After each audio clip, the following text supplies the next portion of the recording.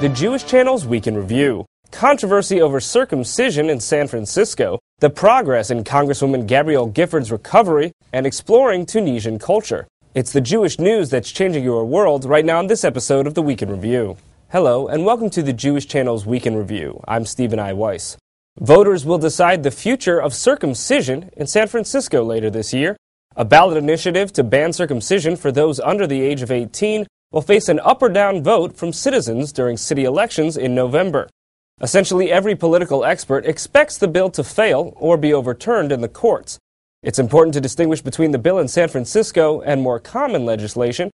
In San Francisco, citizens were able to get the issue onto November's ballot by simply gathering somewhat more than 7,000 signatures from supporters in the city. By contrast, most legislation is introduced by elected officials and so usually represents more of the mainstream of a given area.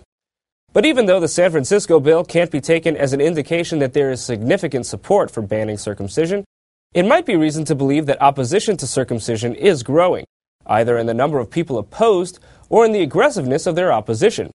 Those opposed to male circumcision refer to the practice as MGM, or male genital mutilation, and refer to themselves as intactivists, referring to the idea of keeping the penis intact.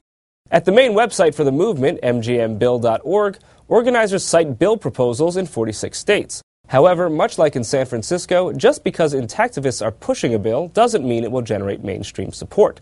Most controversial is the fact that the law has no carve-outs for religious groups, such as Jews and Muslims, among whom almost all male infants are circumcised. This is part of what makes these efforts less likely to succeed, both among voters and in the courts. But while the controversy over an isolated ballot initiative doesn't seem likely to have a broad effect, there are interesting anecdotes cropping up as a result of the publicity the effort has garnered. Asked about the idea of circumcising an infant, Oscar-winning actor Russell Crowe took to Twitter to declare, quote, "Circumcision is barbaric and stupid. Who are you to correct nature? Is it real that God requires a donation of foreskin? Babies are perfect." He added in a follow-up that he has, quote, "Many Jewish friends. I love my Jewish friends. I love the apples and the honey and the funny little hats, but stop cutting your babies." While Crowe certainly has an attachment to the idea of retaining one's foreskin, the question of what to do about a foreskin went from intellectual disagreement to anti-Semitic imagery when the work of one of the major organizers of the San Francisco ballot initiative was revealed. Foreskin Man is an intactivist superhero crafted in a comic book-style piece of advocacy literature from Matthew Hess, described as president of mgmbill.org. In the second of the two episodes Hess has created, Foreskin Man takes on a character known as Monster Mohel. In the story, the mother of the newborn doesn't want the child to get a circumcision, but her husband conspires with Monster Mohel to take the baby by force and try to perform a circumcision anyway, as the mother is restrained and then attacked by a pseudo-Hasidic bodyguard and left bloodied and unconscious. But moving on from those disturbing images, new pictures were released last week that are giving many a reason to smile. Congresswoman Gabrielle Gifford, who was shot in the head in January, is pictured in the first photos released since the assassination attempt that left several dead and more than a dozen injured. Gifford is shown alone in one picture and with her mother in another. The pictures were taken last month. Gifford has been undergoing rehabilitation and reconstructive surgeries in Houston, and doctors are hoping for her to be able to move to an outpatient rehabilitation as soon as early July. As to the progress of her rehabilitation, her spokesperson told the Associated Press, quote, "Her words are back more and more now, but she's still using facial expressions as a way to express. But when it comes to bigger and more complex thought that requires words, that's where she's had the trouble." Moving on, the great upheaval in the Middle East and North Africa has brought the region to the world's attention. A new play hopes to bring insights into the culture of Tunisia, as Christian Needham reports. So in what country is it funny when a Jewish Israeli and a Palestinian fight over the affections of a young Muslim woman? In Tunisia, of course. That's the setting of Saida, a Tunisian love story, now playing at the Crane Theatre on East 4th Street through June 26th. The comedy marks the 16th play staged for the Jewish Theatre of New York by its founder, Tuvia Tenenbaum, who said Saida is less about Jewish-Muslim tensions and more about the so-called Arab Spring of unrest in the Middle East and North Africa, reflecting a larger generational shift in the regional culture. I wrote a play just before the beginning of the Arab Spring when I was in Tunisia, and it's not my first time there.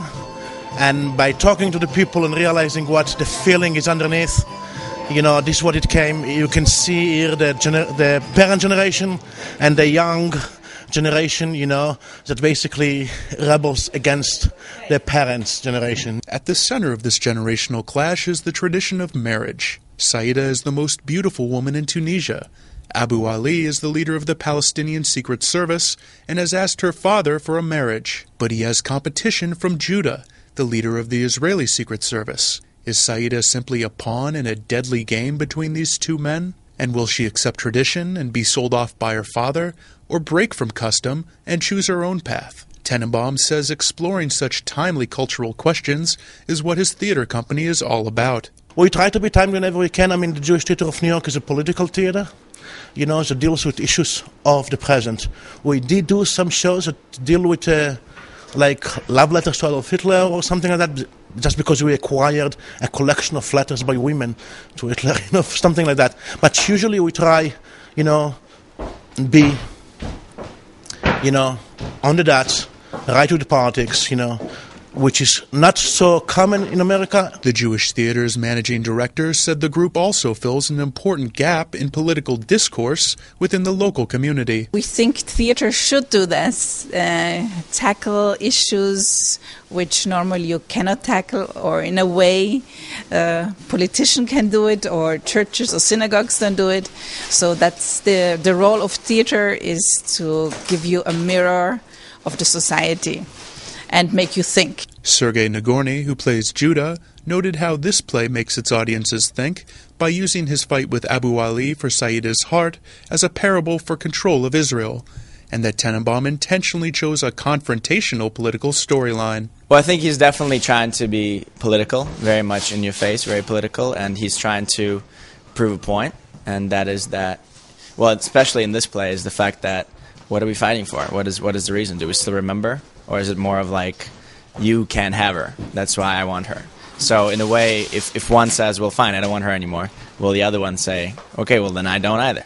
So I think he's trying to make a point that it's time to look back at ourselves and realize that the problem is so far gone now that we don't even know why we're fighting. We're just doing it because. And generations after generations are being raised to fight for the reason that's forgotten. Tenenbaum said he believes the fates of Middle Eastern Jews and Muslims are also intertwined. In the West, you don't understand it yet.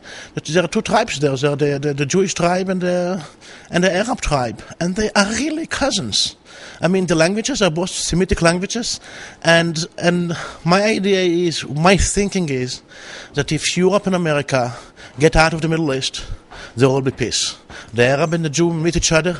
Maybe there will be some blood in the beginning, but then very fast they will eat gefilte fish with harissa. Saida, a Tunisian love story, is playing through Monday, June 26th at the Crane Theater. Reporting for the Jewish Channel, I'm Christian Needon.